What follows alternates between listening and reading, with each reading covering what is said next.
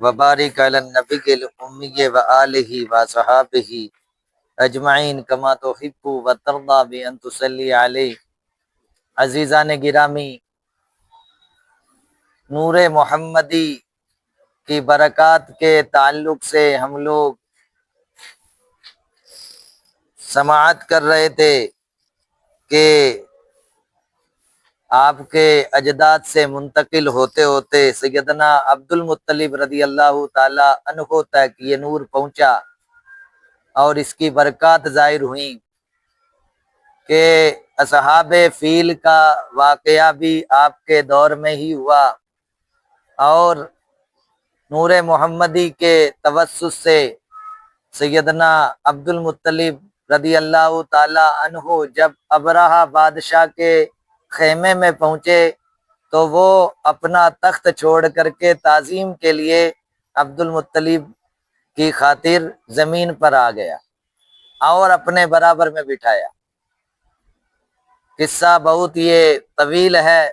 اصحاب فیل کے تعلق سے، البتہ ابرہہ بادشاہ نے کعبے کو منہدم کرنے کی جو کوشش کی تھی وہ ناکام ہوئی اور ابابل پرندوں کے لشکر کی صورت میں اس کی فوج کو ہلاک کیا۔ نور محمدی کی برکات سیدنا عبد المطلب پر جو ظاہر ہوئی وہ یہی تھی کہ عبد المطلب جب دربار میں گئے ہیں تو وہ ان کی تعظیم کے لیے کھڑا ہوا اور ان کی شان و شوکت دیکھ کر مرعوب ہو گیا۔ اور دوسرا جو ہے زمزم کے کنواں جو بند تھا سیدنا عبد المطلب نے کھولا تو چونکہ عبد المطلب کے 12 بیٹے تھے اور ان میں حضور علیہ الصلوۃ والسلام کے والد ماجد یعنی حضرت سیدنا عبداللہ رضی اللہ تعالی عنہ اپنے والد ماجد سیدنا عبد المطلب کے دلارے اور لاڈلے تھے۔ ان کی پیشانی میں نور محمدی پوری شان و شوکت کے ساتھ جلوہ گر ہوا، سیدنا عبد المطلب کی پیشانی سے منتقل ہو کر کے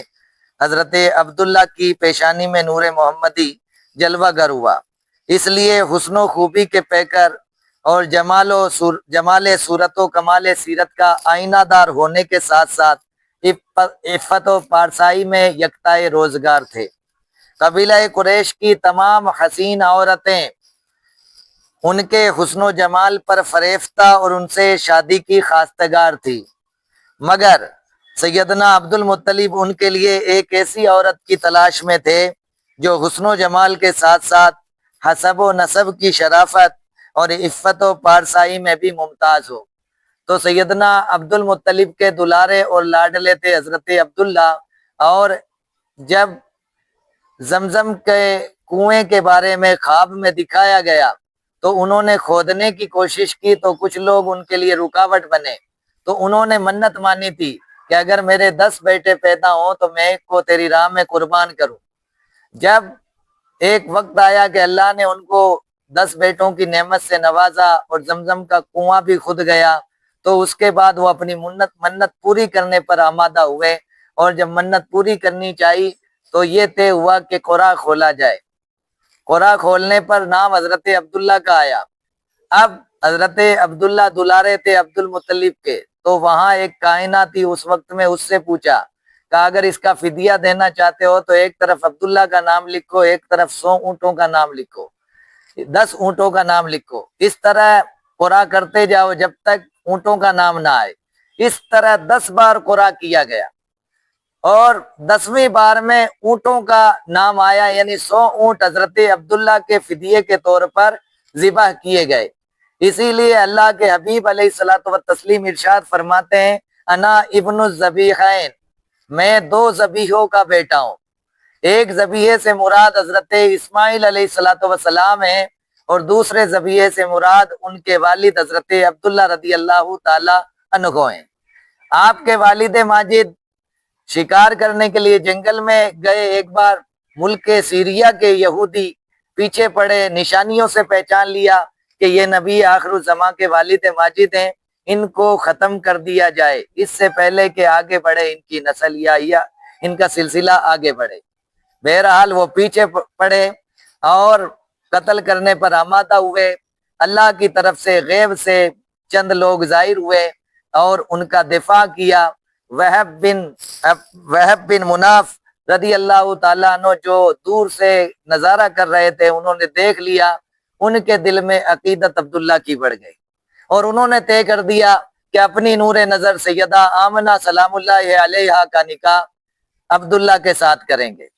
بہرحال انہوں نے اپنے دوستوں کے ذریعے سے عبد المطلب تک پیغام پہنچایا، عبد المطلب نے بھی خوشی خوشی منظور کیا۔ اس طریقے سے حضرت عبداللہ کا نکاح حضرت آمنہ سے ہوا اور نور محمدی پیشانی عبداللہ سے شکم آمنہ میں منتقل ہو گیا۔ ابھی حمل کے 2 مہینے ہوئے تھے کہ حضرت عبد المطلب نے کسی کام کی خاطر یا تو مدینے بھیجا یا ملک سیریا بھیجا، اور جب گئے مدینے کی طرف پہنچے ہی تھے کہ آپ بیمار پڑ گئے۔ 1 مہینے تک حضرت عبد المطلب کے ننھیال میں آپ بیمار رہے۔ تیمارداری کے لیے عبد المطلب نے اپنے بڑے بیٹے حارث کو بھیجا اور پھر